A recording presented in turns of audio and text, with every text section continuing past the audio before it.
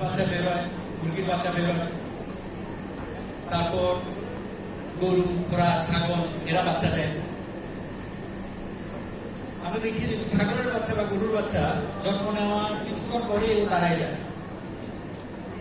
ওকে কেউ কিছু না বললেও ও খুঁজে নেয় মায়ের দুধটা, ওলানটা কোথায়, এবং সে কিন্তু রাইট।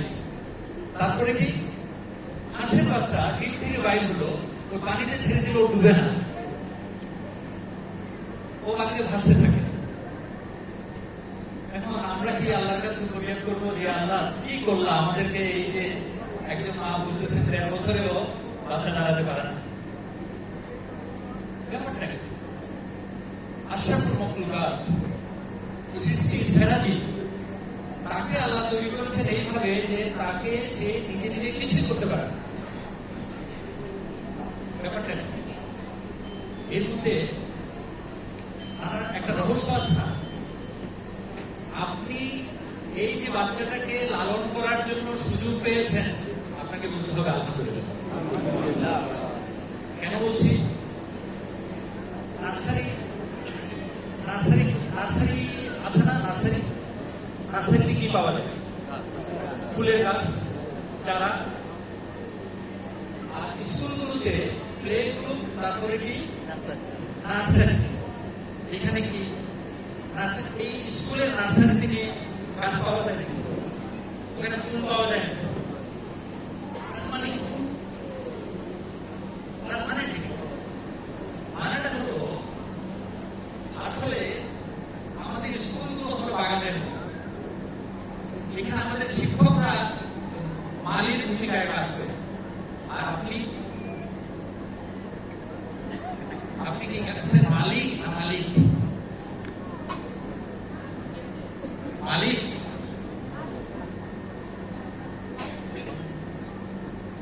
আপনি গাছের মালিক না মালিক? মালিক যদি হন তাহলে এই গাছের জন্য আপনাকেই কাজ করতে হবে। আপনি এটা বদলা পাবেন আল্লাহর কাছে। আপনি এটা মালিক না। আমরা অনেকেই মনে করি এই তুই আমার ছেলে, তুই আমার মেয়ে, আমি যাই বলি তাই করি। ব্যাপারটা না, ব্যাপারটা হলো এই চারা গাছটাকে বড় হওয়ার জন্য, ফলবান হওয়ার জন্য, ফুল ফল দেওয়ার জন্য যা যা করতে হয় তা আপনাকে করতে হবে। যেমন মনে করেন একটা চারা গাছ, ছোট, খুব ছোট চারা গাছ, এটাতে রোদ যেন বেশি না লাগে, আপনি কি করেন? একটা শেড দেন। সকালবেলা একটু রোদ লাগুক, দুপুরের রোদটা করা রোদ যেন না লাগে। পানি দেওয়ার সময় ভাসাই দেন না, অল্প করে পানি দেন। তারপর পানি বেশিও দেন না, কমও দেন না। আস্তে আস্তে গাছ যখন বড় হতে থাকে, আপনি গাছের থেকে দূরে সরে যান, আস্তে আস্তে পিছনে যান, মাঝে মাঝে এসে যত্ন নেন। গাছ যখন বড় হয়ে যায়, ও নিজেই অন্য পাখি এসে এখানে বাসা বাঁধতেছে, ছাল বাকল খসে পড়ে যাচ্ছে, আপনি বলেন যে সব রাইট, নো প্রবলেম, আপনি অস্থির না। আপনি এখন বরং সুযোগ পেলে ওই গাছের ছায়ার নিচে একটু আশ্রয় নেন, একটু আনন্দ করেন। সন্তানদেরকে পালার সময় এই করতে হবে। তার বুদ্ধি বয়স একদম প্রথম দিকে বুকে জড়িয়ে, কাঁধে নিয়ে, কোলে তুলে এইভাবে যত্ন করতে হবে। তারপর আস্তে আস্তে তাকে গ্রো করার সুযোগ দিতে হবে। আমরা অনেকেই আবার করি কি, সেদিন এক বাবাকে দেখলাম, বাচ্চাকে বলছে যে, মাকে স্কুলের সামনে বাচ্চাকে বলছে যে তুমি এখানে দাঁড়াও, আমি তোমার জন্য একটা কোক নিয়ে আসি। বাচ্চা ক্লাস 7-এ পড়ে। আমি বললাম দাঁড়া, আপনি যখন ক্লাস 4-এ পড়েন তখনও আপনি এই বাড়ি থেকে আপনার খালার বাড়িতে একা বেড়াতে চলে যান না? এখন বাচ্চাকে আপনার চোখের সামনে রাস্তাটা ক্রস করে ওখান থেকে আনবে, আপনি কেন যাচ্ছেন? Give it to your child. Okay then, ও কেনাকাটা শিখবে।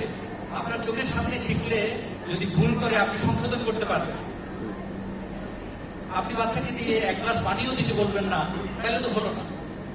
আমার এক মুরব্বী ছিল, বলতো কি, এই নাতি নাতনিকে বলতো যে এক গ্লাস পানি নিয়ে আসো। বাবা দাঁড়ান, আমি ওই এই কাজের লোককে ডেকে বলে যে এক গ্লাস পানি দাও।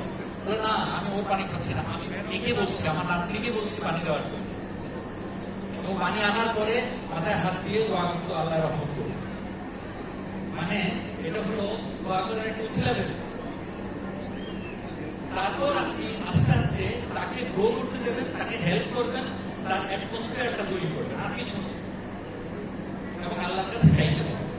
প্রথমত আমরা নিজেরা চেষ্টা করব, আর আমরা চেষ্টা করলেই হয়ে যাবে এমন কোনো কথা নেই, আছে নাকি? অনেক চেষ্টা করার পরেও হয় না, আলহামদুলিল্লাহ আল্লাহর কাছে শুকর করতে হবে। এই যে চেষ্টাটা, পরিশ্রমটা, এটাই হচ্ছে আল্লাহর নিয়ামতের, আল্লাহ যে আপনাকে একটা নিয়ামত দিয়েছে সেটার যত্ন, আল্লাহ আপনাকে যে আমানত দিয়েছে সেটার যত্ন, আর কিছু না। আমানত কি জিনিস? আমানত কি জিনিস? যেটা আমার কাছে রাখা হয়েছে, কিন্তু আবার চাইলে, মালিক চাইলে নিয়ে যেতে পারবে, তাই তো? এই আমানতের খেয়ানত করা যাবে না। সুতরাং আমি এখানেই শেষ করি। এটা প্যারেন্টিং ক্লাস না। দীর্ঘদিন, মানে দীর্ঘ সময় ধরে আপনি যে সন্তানকে লালন করতেছেন, এটা হলো আপনার আল্লাহর দেওয়া নিয়ামতের শুকর আদায়।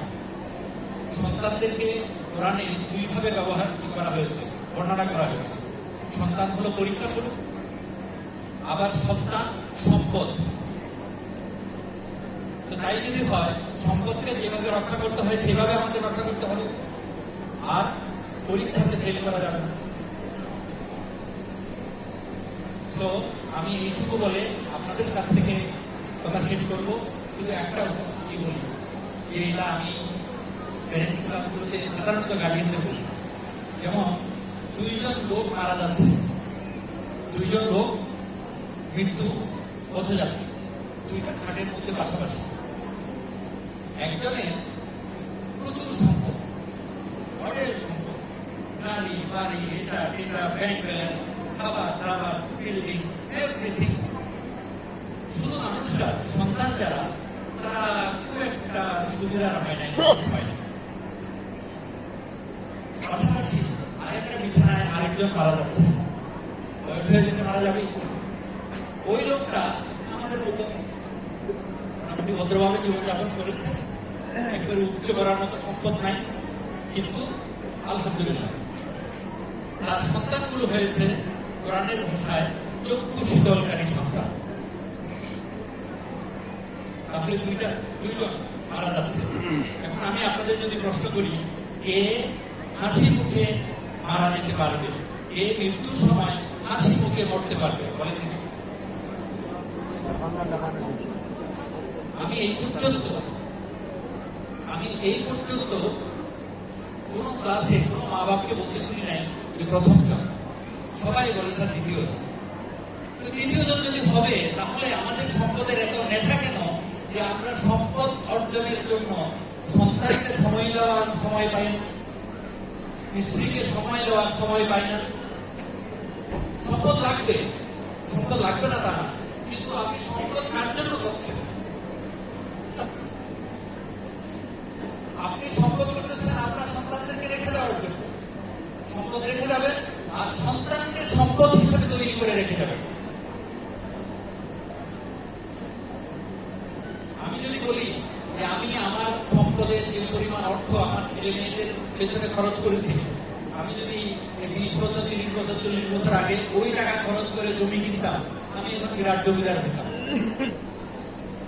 কিন্তু আলহামদুলিল্লাহ আমার 4টা সন্তান, আলহামদুলিল্লাহ 4জনই শিক্ষিত, সুশিক্ষিত, ম্যারিড, মেয়েরা ফেরাকি, ছেলে নামাজি। আমার প্রত্যেকের থেকে আমার কাছে নাতি নাতনি আছে, আলহামদুলিল্লাহ। আমার চেয়ে সম্পদশালী আর কে আছে? আমি আপনাদেরকে বলবো এই স্বপ্ন দেখতে, আপনার সন্তানের মাধ্যমে আপনাকে স্বপ্ন দেখতে হবে। আপনার সম্পদ যেন হয় এই সমাজের জন্য, এই দেশের জন্য, মুসলিম উম্মার জন্য, সমগ্র মানবতার জন্য, পুরো পৃথিবীর জন্য একটা উল্লেখযোগ্য সম্পদ। আপনি সেইভাবে করে তৈরি করে রেখে যান, আপনি তো সারা জীবন এটার রেজাল্ট পেতে থাকবেন নাকি? এই যে আমাদের আল মামুন রাসেল সাহেব খুব সুন্দরভাবে কথা বলেছেন, আমি তাকে ধন্যবাদ জানিয়েছি। আমি বললাম যে আমার কথাকে অনেক কমিয়ে দিয়েছে। উনি যখন পিতা মাতার কথা বলছিলেন উনি নিজে আবেগপ্রবণ হয়ে গিয়েছিলেন। আসলে তো তাই, মায়েরা হচ্ছে এমন কর্মচারী যাদের কোনো বেতন নাই, কোনো ছুটি ছাটা নাই, তাই তো। কিন্তু না, আল্লাহ এবং রসুল, আল্লাহ এবং রসুলের দিকে তাকালে, কোরআন এবং হাদিস পড়লে দেখা যায় যে মায়েদেরকে মর্যাদা দেওয়া হয়েছে, বিশেষ করে ইসলামে। অসাধারণ। এটা শুনলেই তো মুখে একটা হাসি এসে গেল, যত কষ্ট করছে সব চলে গেল, তাই না? যাই হোক, আপনারা এখানে এসেছেন, আপনাদের কল্যাণ কামনা করি। আপনাদের জন্য আমার ব্যক্তিগত তরফ থেকে দোয়া থাকলো, আশা করি এবং কামনা করি যে আপনাদের সন্তানদেরকে মানুষের মতো মানুষ করার জন্য আপনারা আপনাদের সর্বশক্তি নিয়োগ করবেন, দোয়া করবেন। এবং ওই যে একটা কথা, আমরা কিন্তু প্যারেন্টিং এ একটা কথা বলি, এই কথা বলে আপনাদের সাথে শেষ করি। সেটা হচ্ছে যে children they hear through their eyes. আমরা বলি যে children they hear through their eyes. বাচ্চারা তাদের চোখ দিয়ে শোনে। কথাটা কেমন? বাচ্চারা তাদের চোখ দিয়ে শোনে। আপনি তাকে বললেন নামাজ পড়ো, খবরদার মিথ্যা কথা বলবো না, আর ও দেখতেছে নামাজের সময় আপনি ঘুমায় আছেন এবং আপনি হঠাৎ মিথ্যা কথা বলেন। আপনি বললেন খবরদার কারোর সাথে খারাপ ব্যবহার করবেন না, আর আপনি ড্রাইভারের সাথে বলেন, বুয়ার সাথে বলেন, পুরুষের সাথে বলেন খারাপ ব্যবহার করতে একটুও পিছবা না।